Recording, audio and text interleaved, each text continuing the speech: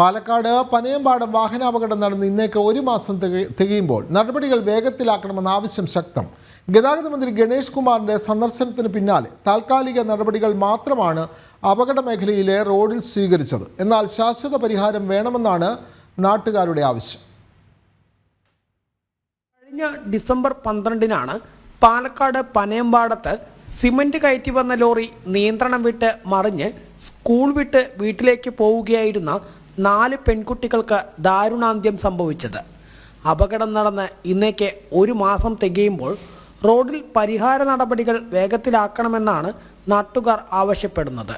നിലവിൽ water divider സ്ഥാപിക്കൽ, മിനുസമുള്ള റോഡ് പരുക്കലാക്കൽ, ഓട്ടോ സ്റ്റാൻഡ് മാറ്റി സ്ഥാപിക്കൽ, ബസ് നിർത്തുന്നതിലെ ക്രമീകരണം, ചെറിയ റംബിൾ സ്ട്രിപ്പുകൾ സ്ഥാപിക്കൽ എന്നീ താൽക്കാലിക നടപടികൾ മാത്രമാണ് റോഡിൽ സ്വീകരിച്ചിട്ടുള്ളത്.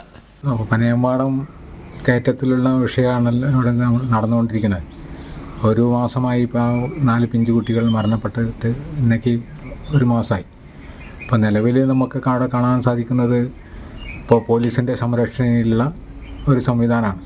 പോലീസിൻ്റെ സംരക്ഷണത്തിൽ 2 ഭാഗത്തും പോലീസുകാർ കാവലിരുന്നിട്ട് താൽക്കാലികമായ ഡിവൈഡർ നിർത്തിക്കൊണ്ട് ആണ് ഇപ്പോൾ ഗതാഗതം പോയിക്കൊണ്ടിരിക്കുന്നത്. അതുകൊണ്ട് വാഹനങ്ങൾ വളരെ പതുക്കെ പോകുന്നുണ്ട്. പക്ഷേ ഇതൊരു സ്ഥിരം സംവിധാനം ആയി മാറണം എന്നുള്ളതാണ് ഭാരതീയ ജനതാ പാർട്ടിയുടെ ഒരു പ്രസിഡന്റ് എന്ന നിലയ്ക്ക് എനിക്ക് പറയാനുള്ളത്. റോഡിൽ അപകടങ്ങൾ തടയാൻ ശാശ്വത പരിഹാരത്തിന് 1.3 കോടി രൂപയുടെ പദ്ധതി വിഭാവനം ചെയ്തിട്ടുണ്ട്.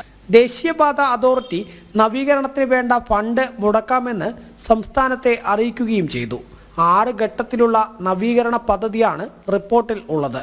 മുന്നറിയിപ്പ് സംവിധാനം ഏർപ്പെടുത്തുക, സ്ഥിരം ഡിവൈഡറുകൾ സ്ഥാപിക്കുക, കൈവരികളോട് കൂടിയ നടപ്പാത നിർമ്മിക്കുക, വെള്ളം ഒഴുകിപ്പോകാൻ അഴുക്കുചാല് തുടങ്ങി നിരവധി നിർദ്ദേശങ്ങൾ റിപ്പോർട്ടിലുണ്ട്.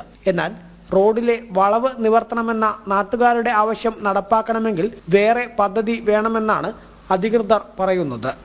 ജനം, പാലക്കാട്.